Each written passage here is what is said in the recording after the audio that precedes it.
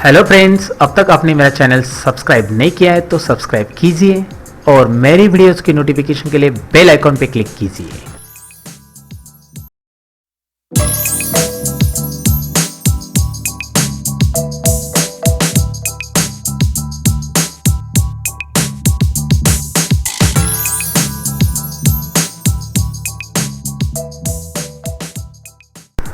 Hello friends, CAD सीखने की series का ये है लेक्चर नंबर 12 और लेक्चर नंबर 12 में हम लोग मॉडिफाई के अंदर का ऑफसेट टूल्स का और एक एग्जांपल यहाँ पे देखने वाले। जैसे कि ऑफसेट टूल्स मैंने बताया था किस तरह से यूज़ करना है। तो यहाँ पे मैं एक सर्कल ड्रॉ कर लेता हूँ। सपोज मैं सी इंटर प्रेस करूँगा सर्कल के लिए और यहाँ पे मैं क्लिक कर रहा हूँ। सी इंटर के बाद मैंने क्लिक किया और 3 एंटर कर दिया रेडियस। तो ये सर्कल आपके सामने ड्रॉ हो चुका है। C inter circle 3 inter radius का सर्कल यहाँ पे ड्रॉ है।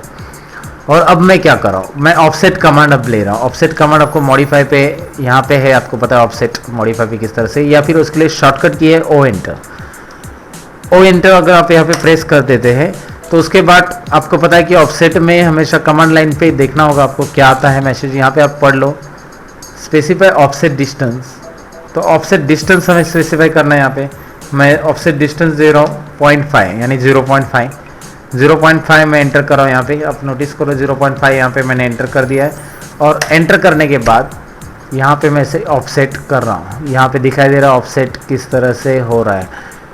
तो एक जो सर्कल मैंने ड्रॉ किया था उसका 0.5 से मैं ऑफसेट अंदर की तरफ भी ले सकता हूँ और बाहर की तरफ भी ले सकता हूँ। इस तरह से ऑफसेट ऑब्जेक्ट आप ले सकते हैं। अंदर अभी यहाँ पे मैं और कर रहा हूँ, क्लिक हो रहा है। जहाँ तक उसका लास्ट जूमिंग लेवल अवेलेबल है वहाँ तक ही ऑफसेट होगा, उसके बाद होने वाला नहीं है। अभी दिखाई दे रहा है कि आपको ऑफसेट नहीं, क्योंकि 0.5 के रेडियस वहाँ पे एंड हो चुका है। 0.5 लास्ट रेडियस आ चुका है वहाँ पे, और आप ऐसे बाहर ले सकते हैं जितना चाहिए। तो ये ऑफसेट कमांड कैसे यूज़ करना है आपने देखा। आप सर्कल पे करिए या रेक्टेंगल पे करिए, आपको ऑफसेट कमांड का यूज समझ में आ जाएगा। लाइन के ऊपर भी ऑफसेट कमांड हम यूज़ कर सकते हैं। लास्ट टाइम मैंने आर्क के ऊपर बताया था, जो फ्लावर पॉट के अंदर हमने ड्रॉ किया था। तो यहाँ पे मैं इसे इरेज कर देता हूँ।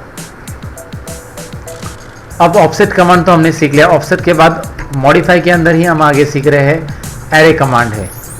एरे कमांड यहाँ पे दिखाई दे रहा है आपको। एरे कमांड का यूज़ आपको प्रॉपरली सीखना है। तो ये लेक्चर में एरे कमांड डिटेल में आप सीख लो। अभी एरे कमांड बहुत यूज़फुल भी है, बहुत सारी ड्राइंग्स में यूज़ होता है एरे कमांड। तो कैसे एरे कमांड को किया जाता है मैं आपको बता देता हूँ। सिंपल पहले 2 टाइप के एरे रहते हैं, वो आपको मैं एक्सप्लेन कर देता हूँ। एक रहता है रेक्टेंगुलर एरे और एक रहता है पोलर एरे। पोलर यानी कि एंगल सर्कुलर एरे। तो रेक्टेंगुलर एरे किस तरह से रहता है उसके लिए एक ऑब्जेक्ट मैं यहाँ पे ड्रॉ कर रहा हूँ और वो है rectangle object. REC enter shortcut की है रेक्टेंगल की। अब आप ज़्यादा से ज़्यादा शॉर्टकट की से सब प्रैक्टिस करिए। REC एंटर यानी rectangle.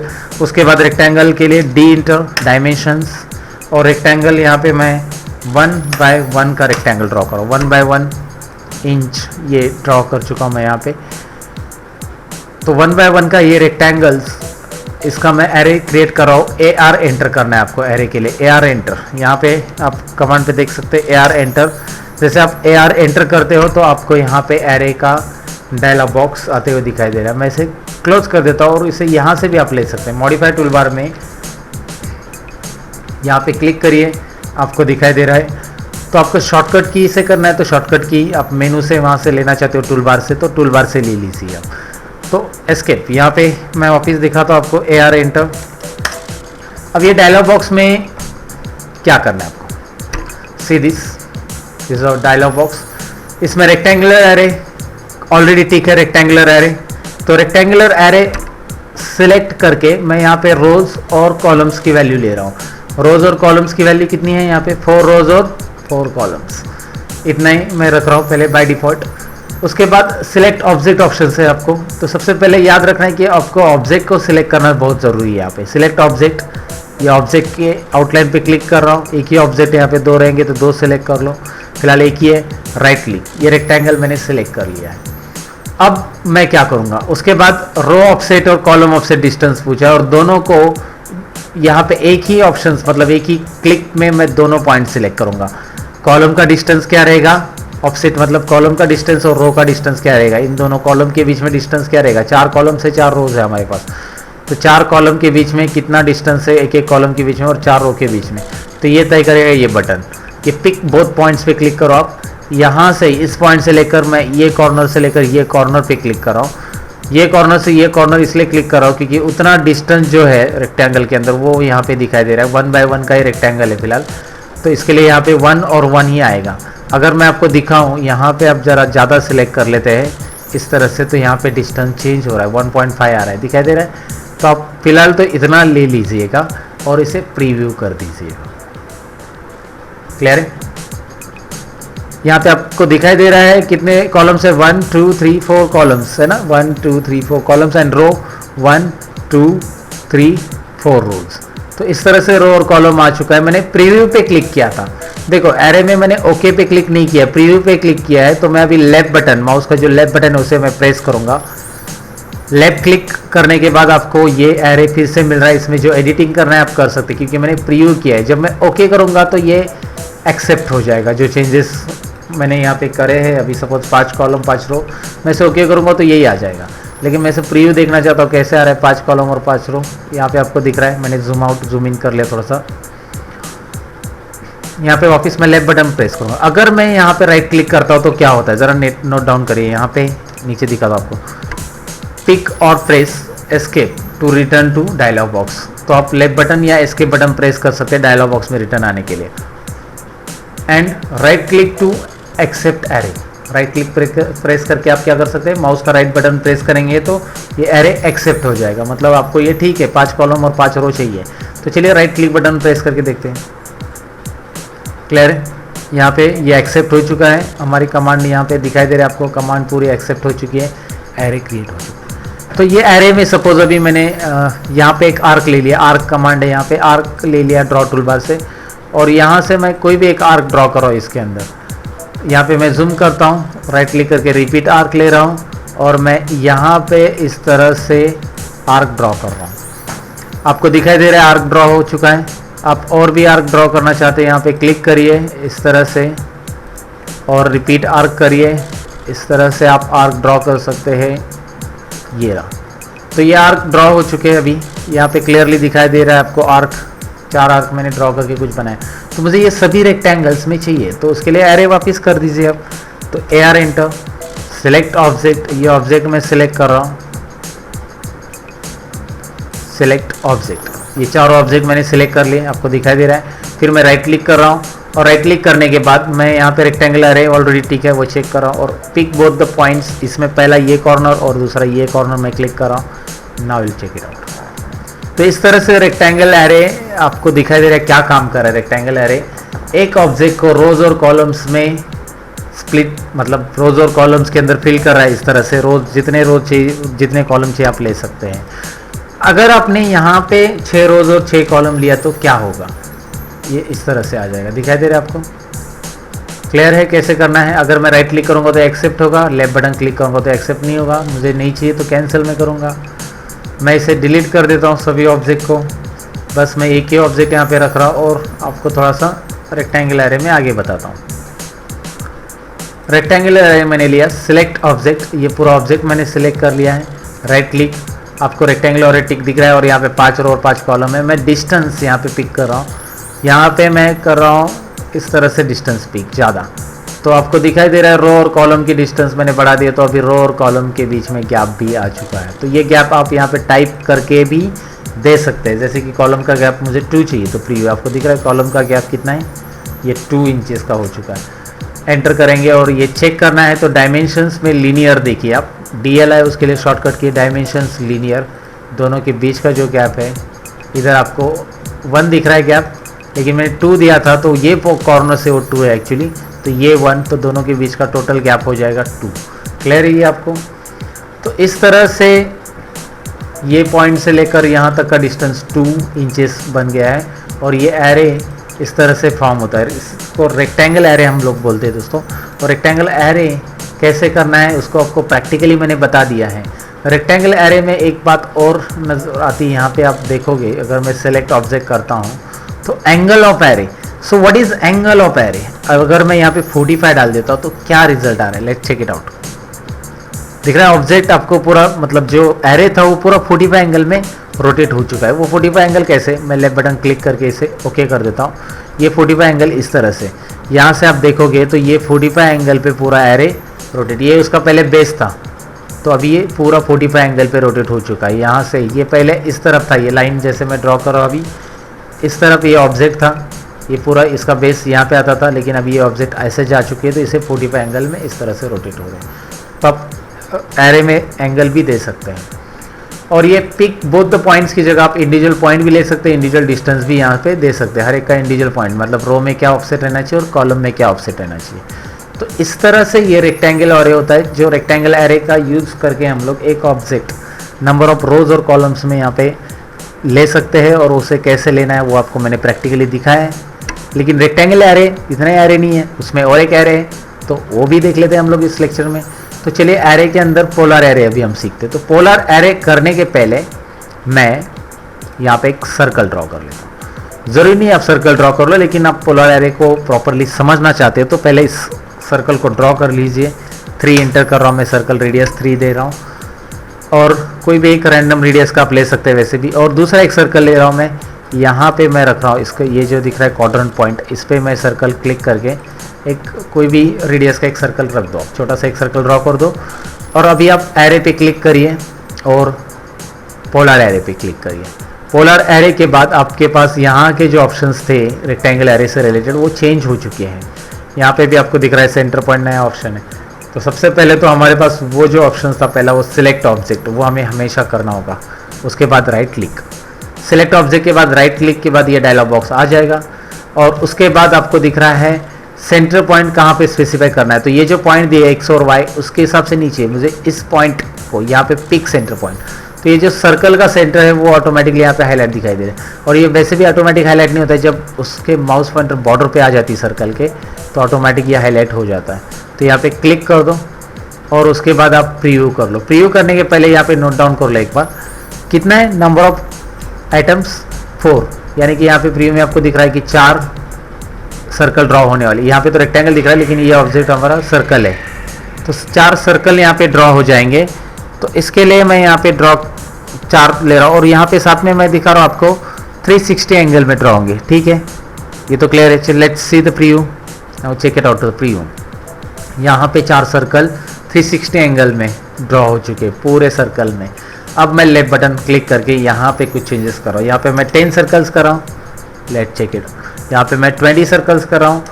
Total number of items 20 circles. So let check it out preview. Clear है। आप यहाँ पे 50 करो, यहाँ पे 100 करो, आपको दिखाई देगा वैसे वो सर्कल फिल होते जा रहे हैं। तो आपको ये प्रीव्यू ऑप्शंस के मदद से आप चेंज कर सकते हैं। ओके मत करिए, आप ओके करेंगे तो आपको फिर से उसे डिलीट करके दोबारा एरे करना पड़ेगा। तो प्रीव्यू कर लीजिए और प्रीव्यू चेक हो गया है तो लेफ्ट बटन वापस क्लिक करके इसमें एडिट आप कर सकते हैं। तो यहाँ पे 20 रख दिया मैंने और प्रीव्यू कर दिया। तो एक बात याद रखनी कि जो आपने ऑब्जेक्ट लिया है वो 360 एंगल में हो रहा है, इसकी वजह से वो पूरे सर्कल में आ रहा है। अगर मैं 180 लेता हूँ तो ये हाफ सर्कल में ड्रॉ होगा। अगर मैं 90 लेता हूँ तो 90 यहाँ पे दिखाई दे रहा है, जहाँ से स्टार्ट है उससे 90 एंगल में आ रहा है। तो इस तरह से ऑब्जेक्ट यहाँ पे ड्रॉ हो रहा है। 360, 90 आप कोई भी एंगल ले सकते हैं यहाँ पे। अभी ये ऑब्जेक्ट का पहला मैंने बताया कि 20 ऑब्जेक्ट्स मैंने लिए, 360 एंगल्स इस तरह से आ गए। लेकिन इसमें और भी है, total number of items and angle fill मैंने ले लिया। Total number of items angle fill, उसमें सेकेंड ऑप्शन क्या है, total number of items and angle between items. So अभी इसमें नोट डाउन करिए, ये डिसेबल हो चुका है और उसने बोला कि टोटल नंबर ऑफ आइटम्स कितने दिए, मैंने 20 एंटर किए। तो हर एक के बीच का एंगल जो है 18 यहाँ पे आ रहा है, क्योंकि यहाँ पे जो नेक्स्ट वैल्यू आ रही है 20 प्लस करेंगे हम लोग 20 ऑब्जेक्ट और आगे और एक ऑब्जेक्ट ऐड करेंगे 21 सपोज। तो 21 ऑब्जेक्ट जो होता है 18 एंगल के हिसाब से कितना स्पेस हो जाएगा देखते हैं। यहाँ पे आपको दिख रहा है 360 और ऑब्जेक्ट कितने हो रहे हैं, लेकिन 21 ऑब्जेक्ट के हिसाब से 17 एंगल ही बैठेगा वहाँ पे। और 20 के हिसाब से कितने बैठ रहे हैं, 20 ऑब्जेक्ट के हिसाब से देखो आप इधर आप 360 एंगल, इधर ऑब्जेक्ट बढ़ा दो आप, एंगल 18 किया, 20 किया, आपको दिख रहा है यहाँ पे।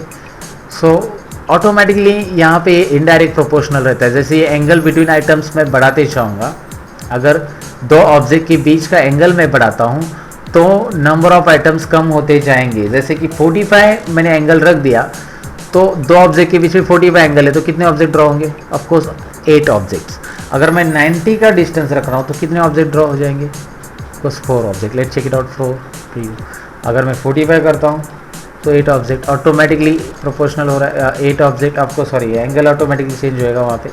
यहाँ पे आपको क्या रखना होगा? पहले एंगल्स में सपोज ऑब्जेक्ट ज़्यादा रख दो, 30, यहाँ पे 30 के हिसाब से बार आ गया। अभी मैं इधर 45 कर देता तो उसके हिसाब से यहाँ पे चेंज हो रहा है, दिखाई दे रहा है आपको? तो क्लियर है, 45 है। तो ज़्यादा रखेंगे आप तो कम समझ में आ रहा है वहाँ पे किस तरह से है। आप यहाँ पे और ज़्यादा रखते हैं 60, तो यहाँ पे दिख रहा है तो यू क्लियर है आपको? तो ये आपको कंसेप्ट क्लियर होगा अभी कि number of items and angle between. और तीसरा है angle to fill and angle between items. तो एंगल लिया मैंने 360 और एंगल बिटवीन, हर एक ऑब्जेक्ट के बीच में 20 का एंगल चाहिए। तो 20 के एंगल के हिसाब से एक एक ऑब्जेक्ट प्लेस हो रहा है। कितने ऑब्जेक्ट प्लेस हो जाएंगे यहाँ पे? ऑटोमेटिकली चेंज होते जा रहा है। अगर मैं ऑब्जेक्ट का एंगल बढ़ा देता हूँ यहाँ पे 30, तो ऑब्जेक्ट कितने बैठेंगे? 12, 30। सो 40 ऑब्जेक्ट भी दिखाई दे रहा है, उस एंगल में कितने रहेंगे। तो इस तरह से ये अलग अलग सेटिंग के ज़रिए आप ये पोलर कोऑर्डिनेट कर सकते हैं। अब ये पोलर एरे कर सकते हैं दोस्तों।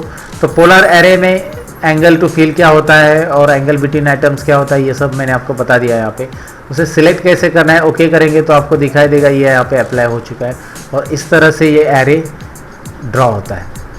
तो चलिए इसकी मदद से अगर हम कुछ ड्राइंग्स कर पाएंगे तो वो अच्छा रहेगा, क्योंकि हमने देखा कि पोलर एरे किस तरह से यूज़ होता है। तो उसकी मदद से हम लोग कुछ ड्राइंग्स को क्रिएट कर ही सकते हैं, डिज़ाइन कुछ क्रिएट कर सकते हैं। सो लेट्स सी, मैं यहाँ पे ले रहा हूँ ड्रॉ और SP लाइन। आप SP लाइन के लिए शॉर्टकट की एंटर कर सकते हैं, SP enter. SP enter keyboard पे आप टाइप करेंगे। मैं यहाँ पे कमांड लाइन में आपको दिखाता हूँ जूम करके क्या एंटर करना है, SP एंटर। तो क्या आ रहा है, sorry, SPL, it's SP line. SPL enter करना है, SP नहीं। सो SP लाइन एंटर हो गया है यहाँ पे। अभी आप देख सकते हैं मैं यहाँ पे कुछ ऑब्जेक्ट इस तरह से ड्रॉ कर रहा हूँ। ये जस्ट माउस में इस तरह से मूव कर रहा हूँ यहाँ पे।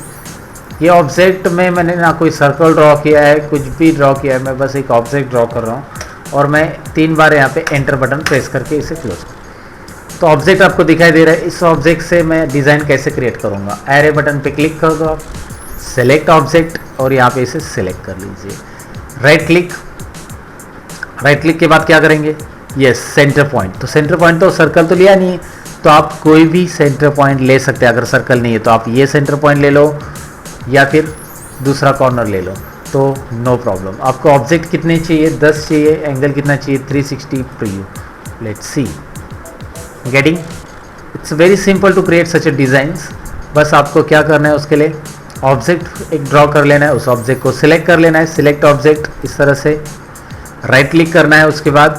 उसके बाद यहाँ पे क्या किया, नंबर ऑफ ऑब्जेक्ट 10 टाइप किए, 360 एंगल्स है और पोलर कोऑर्डिनेट, पोलर एरे है। तो प्रीव्यू कर दीजिए, इस तरह से आपको दिखाई दे रहा है।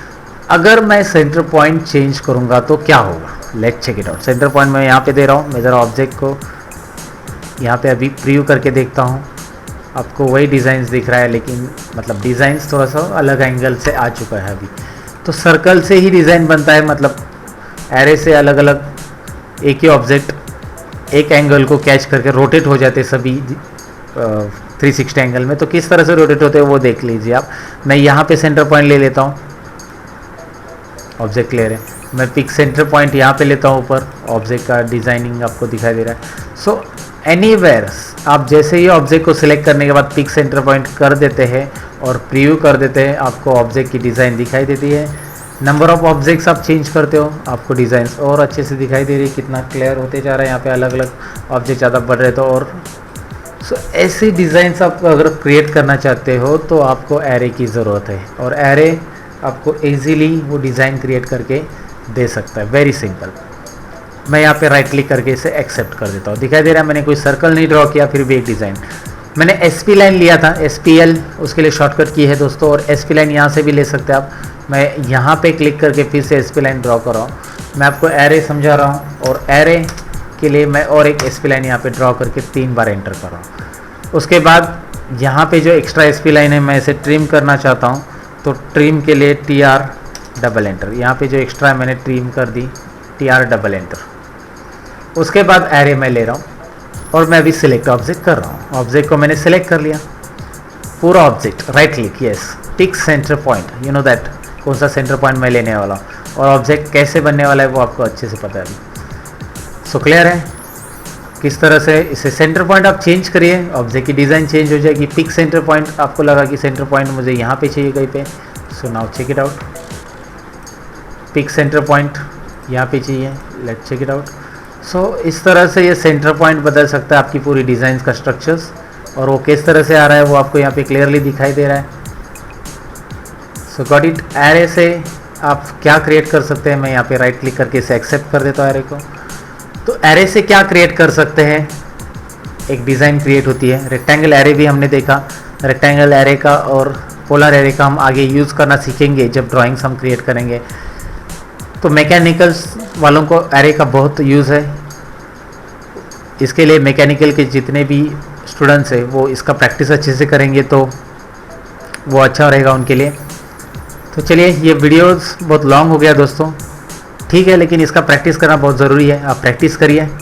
मैं मिलता हूँ आपको नेक्स्ट सेशन में, तब तक के लिए मैं लेता हूँ आपसे अलविदा। दोस्तों, ये वीडियो अगर आपको अच्छा लगा हो तो लाइक बटन पे क्लिक करना ना भूलिए, और अगर आप मेरे चैनल पर नए हो तो सब्सक्राइब बटन पे ज़रूर क्लिक करिए, क्योंकि सब्सक्राइब बटन क्लिक करने के बाद आपको मिलेगी आगे की वीडियो की नोटिफिकेशन। लेकिन वो बेल आइकॉन पे क्लिक करना मत भूलिए, सब्सक्राइब के बाजू में जो आता है वो घंटा ज़रूर बजाइएगा दोस्तों। तो चलिए, मैं मिलता हूँ कुछ और इंटरेस्टिंग वीडियोज़ के अंदर आपको बाद में। तब तक के लिए मैं लेता हूँ आपसे अलविदा दोस्तों।